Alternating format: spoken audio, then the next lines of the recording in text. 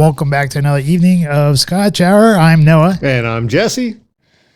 This week's Smart Challenge was for us to choose our top 3 low-budget films from starting as, I guess our hard line was 1980s to now, and the amount of money to have been spent would be $10 million in today's money.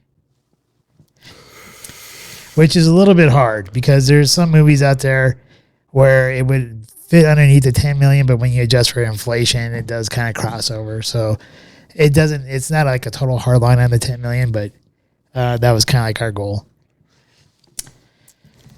All right, I guess I'll start off with my number 3. Yeah, if you want to, let's hear your number 3.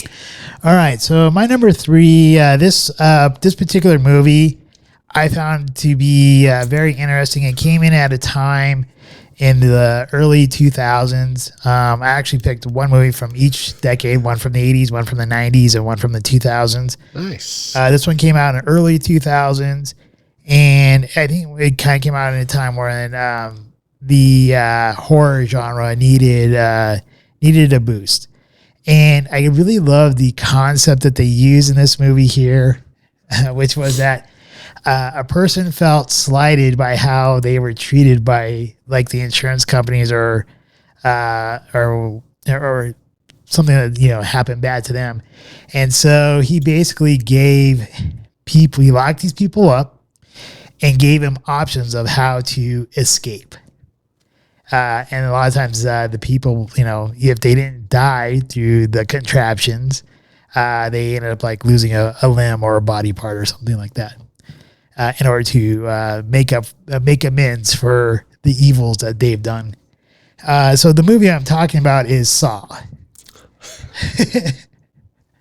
I thought the first movie, the way it was done, it was pretty good. But what really kind of like drive this pick here for me is that it did create a whole franchise, and the franchise actually grew and became better and better, and the storyline got a little bit more in depth, and all kind of continued together from the first one.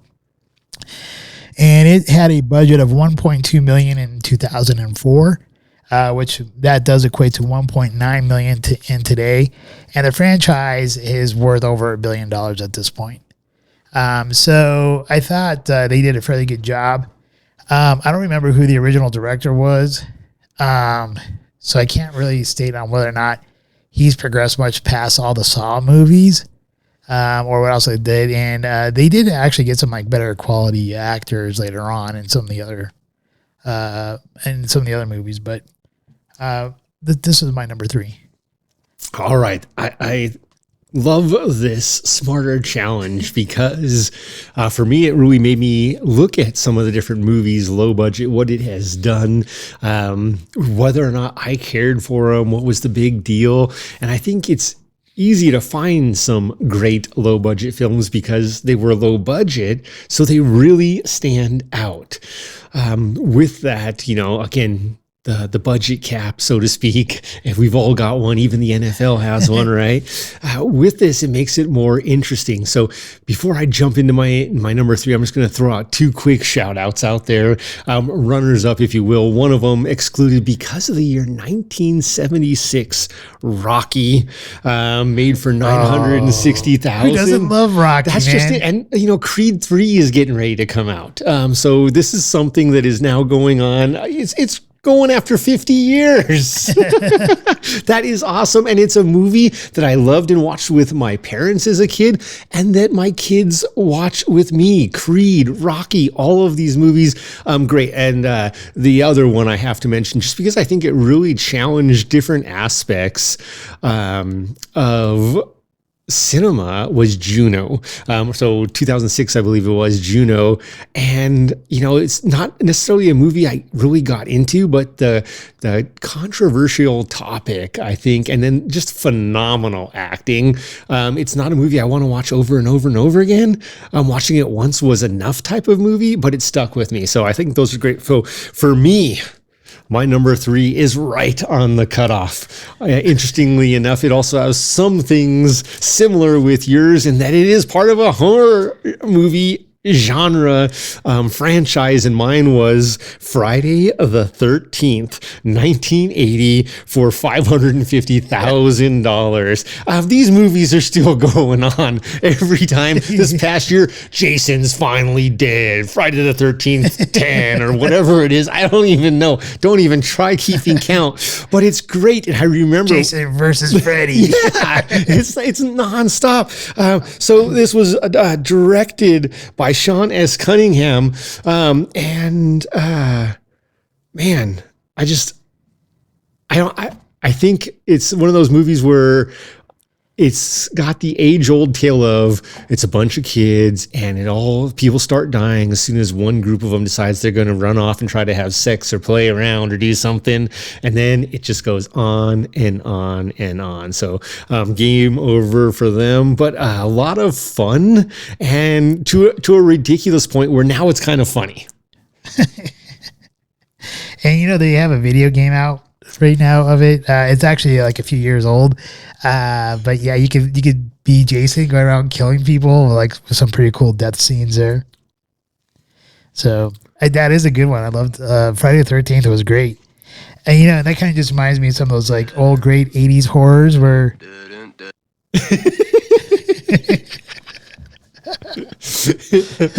there were a lot of great 80s horror films, and even like 79 I think is when, but they had like a lot of nudity in them back then. Man, they were better movies. They were. And a lot more gore too. I think that was like during like the height of like the slasher movies, right? Yes, for sure. All right. My number 2 is Clerks. All right. Came out in 1994 with a budget of $27,575, and in today's money would equate to $55,393. So talk about low budget right here. This movie was done by Kevin Smith, and Kevin Smith, I was reading an article about about him and how he came up with Clerks. He was actually working at a Domino's Pizza, and he quit his job to go see Batman. And he had bounced around from like job to job, and he's like a big, huge comic book fan. Yes. And so he was working at the Quickie Mart or whatever the place is called, like the convenience store in Clerks. He actually worked there, and he got permission to film there. But the deal was that he could only film there after the place closed down. So all the filming happened at nighttime. And what he ended up doing to fund this, because he figured he needed about $20,000 to film this movie, was he ended up getting like 10 credit cards that each had $2,000 balances, maxed them all out, and then he was able to raise the other $7,000 from friends and family and stuff like that. And he didn't know how to. He never directed anything before. This was his first movie, and so it was basically a make it or break it for him. And he totally made it. I think, to me, it's a great movie. It's done in black and white.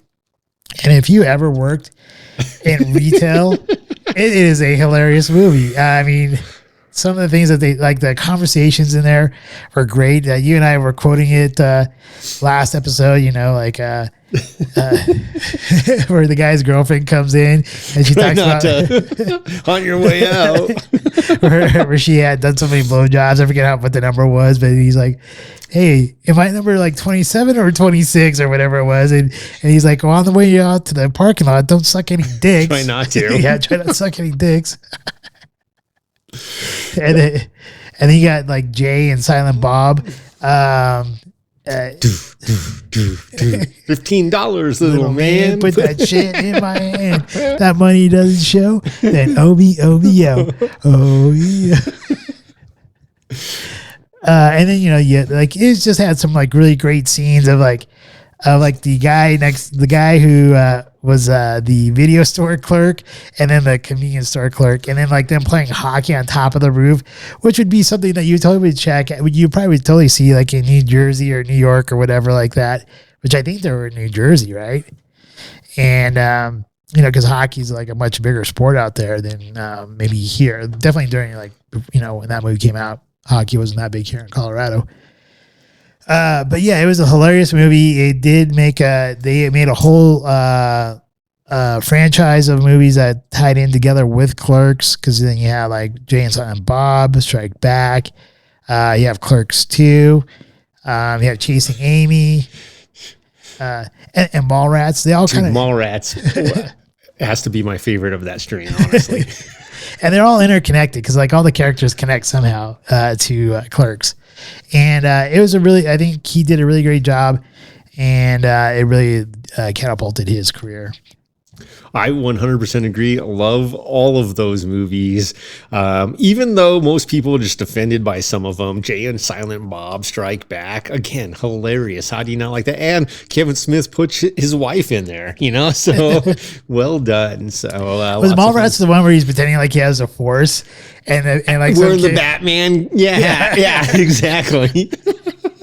Some kid knocks it and it's flooring. The VHS tape flies into his hand. He's like, damn, you got that Jedi shit. The way like Jay and Silent Bob worked together was awesome. It is. And yeah, man, Jay's got some real life issues, though. That the real man, not just the character. But yeah, great movie. Great movie. For my number 2, Reservoir Dogs. I had to go with this one. 1992. We're going to estimate the cost to $1.2 million. Directed by Quentin Tarantino, starring some of the greats. And I mean that some of the names that came out of this film, and honestly, Harvey Keitel had already made it. My understanding is Quentin Tarantino actually borrowed money from Harvey Keitel, and Harvey Keitel bankrolled part of this and then became even more wealthy. But you got Chris Penn, Tim Roth, Steve Buscemi, and Michael Madsen, all in this movie, and it was real. It's another cult classic, just like Rocky or Friday the 13th or Clerks. Any of these movies, cult classics at this point. And I really just loved how not only did it springboard Quentin Tarantino's career, but it also brought in a whole different line of movies and which direction they could go to. And honestly, my favorite Quentin Tarantino movie is probably Kill Bill, although he's had so many great. So Reservoir Dogs does ring in my number 2. Reservoir Dogs is actually great with how they did a whole and here's the great thing about Quentin Tarantino and his movies. It's all about the conversation. And I think that's a lot what I liked about Clerks too. It all has to do with the conversation. So there's a big, huge correlation between those two movies, and it's all about like that character development and the interaction between the characters and stuff like that. And one of the best parts of that movie of Reservoir Dogs is when what's his name is dancing and cutting off the ear with the song Michael Madsen. Yeah, the Joker's to the left and Joker's to the right. Yep. That movie was that's back in the middle again. And that's the other good thing about his movie, about that movie, is like the music that went along with it, that musical score. Mm-hmm. So Quentin Tarantino, he's made some really great movies. With Pulp Fiction, we talked about that one a couple times. That definitely launched his career too. Well, and to think about it, Reservoir Dogs, I still enjoy watching that now. And I don't watch that movie thinking this was anybody's first movie, and it was Quentin Tarantino's first movie. It was, wasn't it? Yeah. Pulp Fiction followed just a few years later with Vince Vega. Vincent Vega. All right. I think our number 1 might be a consensus here. I'm not really positive if your number 1 matches my number 1, but if it does, my number 1 is Evil Dead. I have to say, my number 1 was also Evil Dead, especially after just rewatching it. So with Evil Dead, this was directed by Sam Raimi. I think that's how you say his last name. It definitely did catapult his career. He did stuff like Spider-Man and He did actually quite a few Spider-Man movies. He did the first 3, I believe, the big ones. Yes. And then what else did he do? Oh, he did Doctor Strange and the Multiverse. Yes, which I really enjoyed. So did I. And the one thing that he does do in all of his movies or everything he directs is he owns like his first car that he ever owned makes an appearance in all of his movies. Oh, I did not know that. Yes. So like that is the car that Ash, big Cadillac. yeah, that Ash drives to the. Is it a Cadillac or is it a Lincoln? It's a big ass car, whatever it is. It is a big ass car. So, anyways, that car. So, any movie that he directs, you want to look for that car. But here, like The Evil Dead, first of all, is definitely a cult classic. It was made for only $350,000 in 1981. Yep. And that does equate to 1.1 million today's dollars. Pocket change, man. Yeah. Let's go make some money. And so the first movie is really great, but you can tell it was low budget. And the way he does some of the cinematic tricks and stuff that he does with it was such a low budget.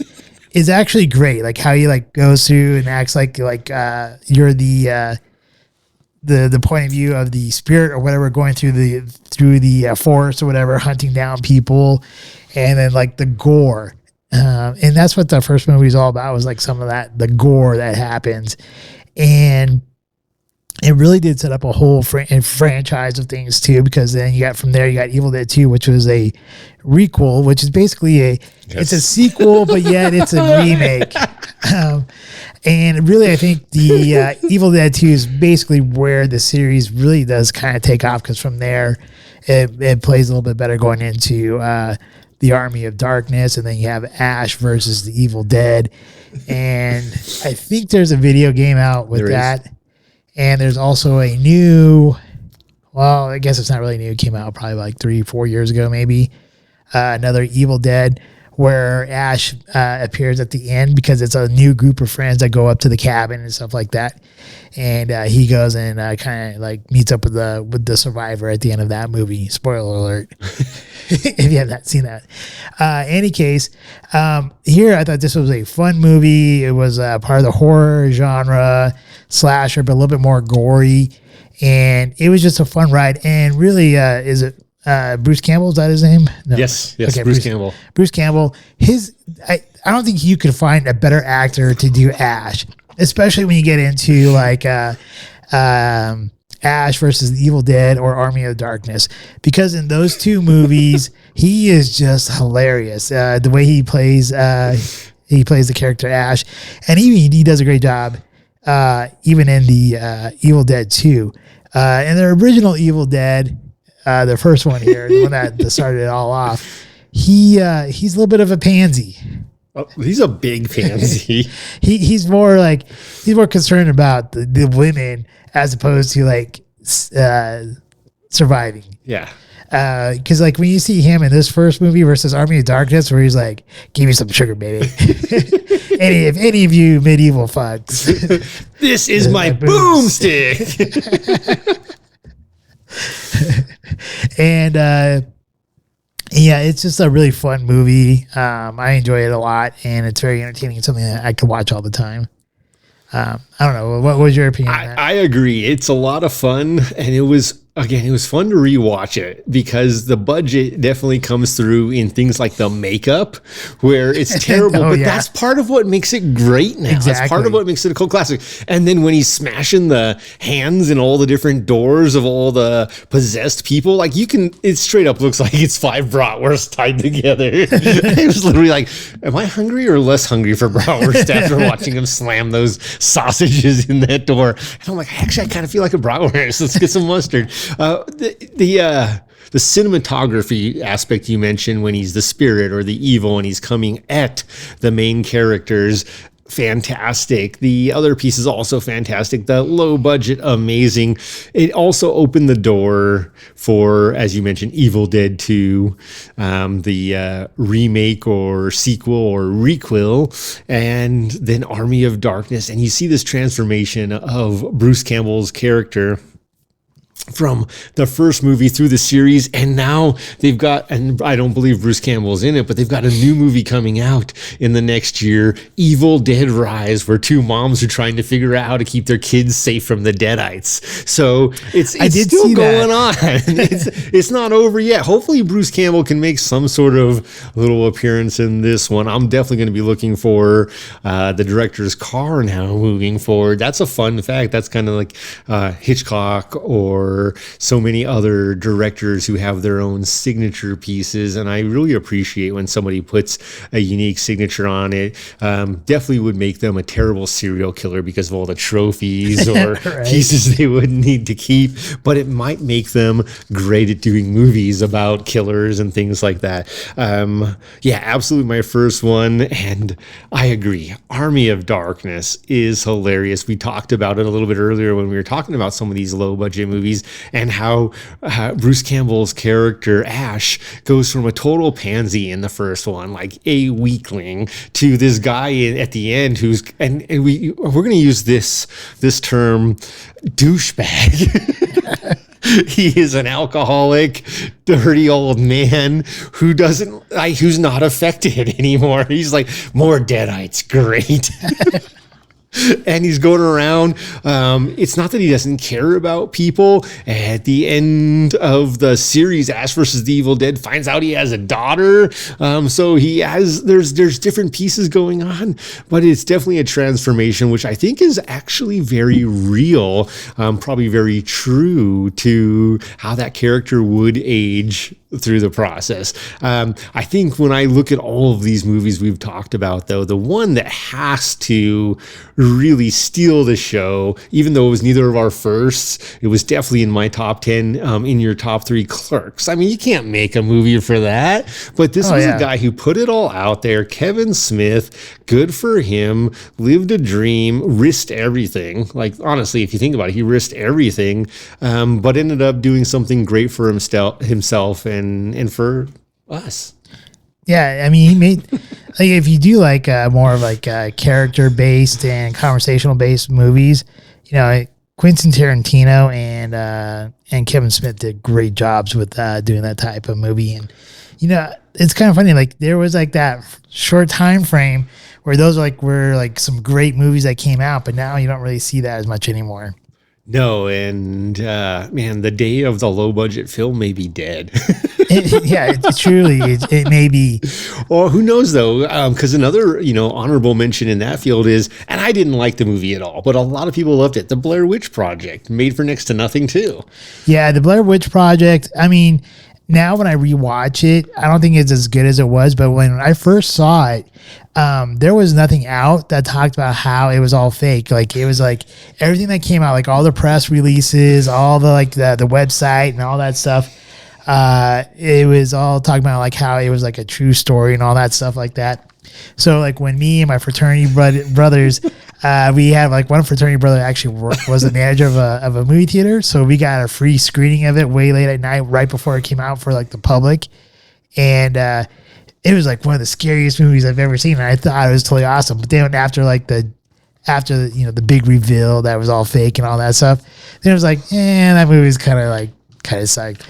But I'm glad that like I saw it when I saw it, because they added more like scare to it, made it more authentic and awesome. A couple other ones that I think we should kind of give honorable mentions to is Lost in Translation. Yes. With Bill Murray and Scarlett Johansson. That was made by Sofia Coppola for $4 million, which is equivalent to $6.4 million today. Here, another lot with character development. And I thought it was I thought both actors did a great job in that movie. And then the other one I would like to mention here is Napoleon Dynamite. There is a lot of people who love Napoleon Dynamite. I'm one of them. Vote for Pedro. And when I first saw that movie, I hated it. I had no idea why people love that movie so much. But all my friends love that movie. And every time I hang out with some friends and they'd have a movie on, they would always watch that movie and they're always quoting it. I'm like, you guys, this movie sucks. Like, why do you guys like this movie? But after watching it over and over and over again, now I have a love for the movie, and it's such a bad movie that it's a great movie at this point for me. It's funny to hear you say that you hated it the first time you watched it, because I did too. I remember I went and visited my parents, and my sisters and mom were watching it, and they're like, you got to see this movie.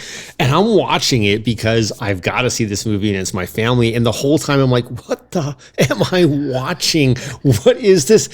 What is this? What is going on? Like, why did he just run away from this girl? Oh, did he really just smash his tots in his pocket? Not that impressed. Like, what is going on? And nowadays it's all hilarious. Want a tot? And now he's dancing in those moon boots and stuff. Again, yeah, at the end I'm like, why are people laughing at this? And now I watch it and I'm dying, because I think for me, I want to be that free. I want to be that free that where I can't dance, but I can go pretend to dance in moon boots up on a stage in front of the whole school. And Uncle Rico. Oh my God. And then how about the grandma who goes off to Mexico and is doing cocaine and sleeping with people and stuff, dude? Or his brother who marries the big black woman. Oh, that is a win. They like ride away on the unicorn at the end. Again, now it's hilarious. The first time I'm watching it, I'm like, none of this is politically correct. I don't understand what's going on. What's wrong with this girl trying to sell bracelets? Like, really? One of the funny parts about this movie, which has nothing to do with the movie whatsoever, is that one of my old roommates in Salt Lake, he's actually like right from that, either from that town or right next to that town that they, I think it's Preston, Idaho or something like that. He's like right from that area. So I thought that was pretty hilarious too. But any case, that movie got a llama. That movie was done in 2004 for $400,000, and then in today's money be $630,000. So 40,000 to 630. It was a funny movie, but like I said, it actually took me like probably at least 3-4 times before I started to like it, and now I can kind of quote it a little bit. Nothing like how some of my friends used to quote it though. Nah. But yeah, that movie when I first saw it, I hated it. I did too. I'm like, why is this? What is up with this wrestler guy? And then why are they making fun of his muscle-bound wrestler girlfriend? And then here's a couple honorable mentions that because of inflation doesn't really fit our criteria, but we should give them some props anyways. The Terminator, 1984, made for $6.4 million. Today's money it'd be approximately $18 million, but back then, it was I think that was definitely a mover and a shaker. One of my favorite movies. If it had not been for the inflation calculator, it would have probably ousted one of these other in my top three, because definitely. It is fantastic.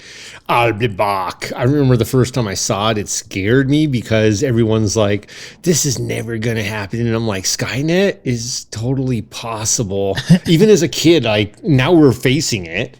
Oh yeah.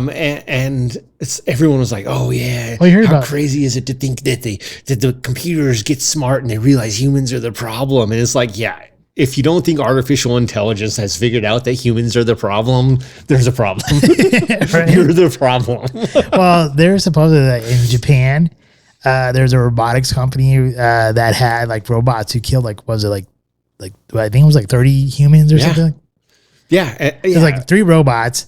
They got one robot shut off. Another robot like got disconnected and learned how to reconnect itself again, and then kill like a bunch of humans. Yeah, it's RoboCop all over again. Like after the RoboCop movie came out, again another movie where people didn't think that it was ever going to be possible. Now there are literally $280,000 robot cops out there that people are freaking out about because they're like, "There's a better way to spend our money than give a robot cop $280,000." It's like, but is there? But is there? I don't know. I don't trust robot cops. I can tell you that much. It's not about the trust. How much did it cost our government to put away a police officer, whether justified or not, for accidentally killing another human being? How many millions just for the trial? How many millions just for settlements? You're not getting any of that from a robot cop. They're just turning it off. At least that's what they're saying. Might be the best investment ever. Oh, you're offended by the robot cop? Okay, we'll get a new one. We'll just reprogram it. Exactly. Look, microchip number 1 out, microchip number 2 in. My name is George. Probably has all the same coding too. Yeah, just a different name. He was just a racist robot cop. This one will be okay. Like, what? No. He annihilated the threat. Number one rule: if a cop stops you, don't run away. Oh my God. All right. Anyway, any other honorable mentions you want to give a shout out to? There's a ton of them out there, but I think I'm going to stick with what we've got. Okay, sounds great. I think for those of you who probably if you made it this far, and if you haven't seen any of these movies that we've listed, do yourself a favor and check them out. I think you might find some of them fairly entertaining. The one I will. I'm going to backtrack. I'm going to throw one out there, which due to inflation, we'd have to do the math. I think it would be close, but Alfred Hitchcock's Rear Window. Done for next to nothing. Phenomenal movie, and definitely one of my favorites from him. Yeah, we'd have to probably crunch those numbers. It's an old film. We hope you enjoyed this evening's episode of Scotch Hour. If you did, please like, share, and subscribe. Also, if you have not done so already, please become a Patron member, with memberships starting as low as $1 a month. Thank you, and hopefully you have a wonderful evening.